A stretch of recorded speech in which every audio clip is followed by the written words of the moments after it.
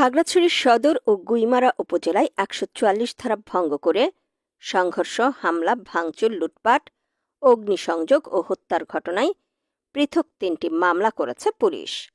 মামলায় অজ্ঞাত আসামি করা হয়েছে সহস্রাধিক। একথা জানান police super Mohammad Arefin Jewel. Police super জানান, গত ২৭ ও ২৮ সেপ্টেম্বর জেলা সদর ও গুইমারা উপজেলায় যুগ্ম ছাত্র জনতার অবরোধ চলাকালে আইন শৃঙ্খলা পরিস্থিতি অবনতির আশঙ্কায় ১৪৪ ধারা জারি করে প্রশাসন। জারিকৃত ১৪৪ ধারা ভঙ্গ করে সরকারি কাজে বাধা, হামলা, ভাঙচুর, অগ্নিসংযোগ, লুটপাট ও হত্যার ঘটনা ঘটে। এ ঘটনায় ১ অক্টোবর রাতে সদর থানায় একটি মামলা দায়ের করা হয়। সেখানে অজ্ঞাত ২৫০ থেকে ৩০০ জনকে আসামি করা হয়েছে। অপরদিকে গুইমারা থানায় ২টি মামলায় অজ্ঞাত